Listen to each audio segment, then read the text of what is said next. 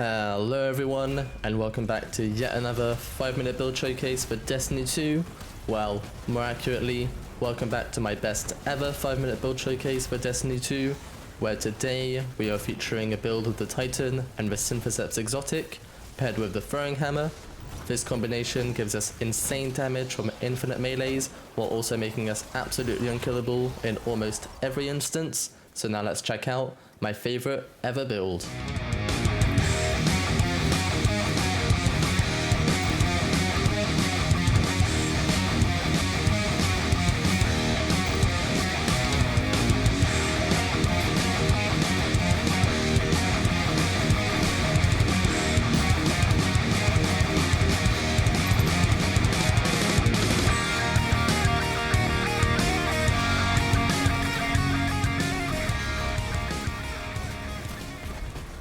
This build works around one central element for us to use and buff. The throwing hammer is what allows us to defeat every single enemy while being absolutely unkillable, to the point where I have defeated champions in only 2 melee hits, negating the use for anti-champion effects. The base damage of the throwing hammer is roughly 28,000, but once we are finished, this will increase to over 110,000 damage. Taking a closer look at the throwing hammer, we can see some useful benefits. Throwing your hammer allows you to pick it up again for another use, as long as it is picked up in 10 seconds. And recovering your throwing hammer will grant a 65 HP burst of healing every time. The first way for us to make our melee more effective is with the Soul Invictus aspect. Solo ability final blows, Hammer of Soul impacts, and defeating scorched targets create sunspots. And standing in these sunspots will grant the Soul Invictus perk, which increases our ability regen by 100% and grants us restoration for a 40 HP per second heal. For our second aspect, we have Roaring Flames. Final blows with solo abilities, aka our hammer, increases the damage of our solo abilities, stacking up to 3 times. This is our first step to increasing our hammer damage, and to complement this, we have our exotic arms, the Synthoceps, and its perk, Biotic Enhancements.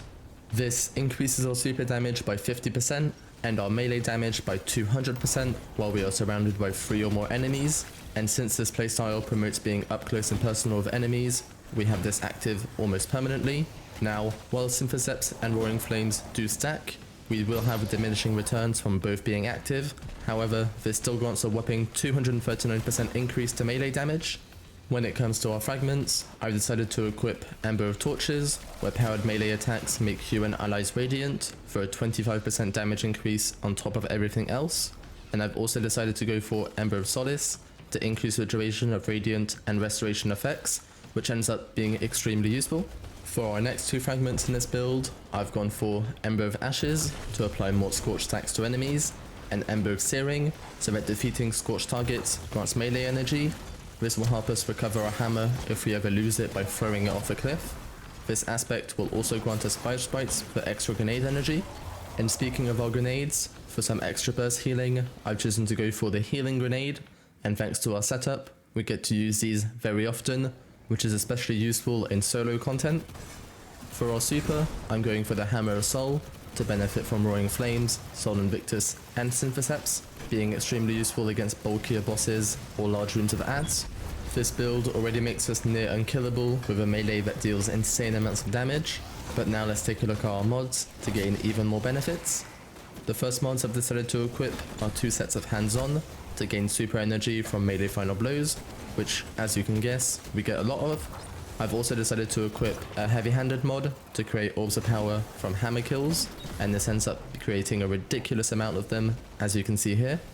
To benefit from these orbs of power, I've decided to go for a recuperation mod for even more healing, as well as an innovation mod to reduce grenade cooldown for more potential healing grenades.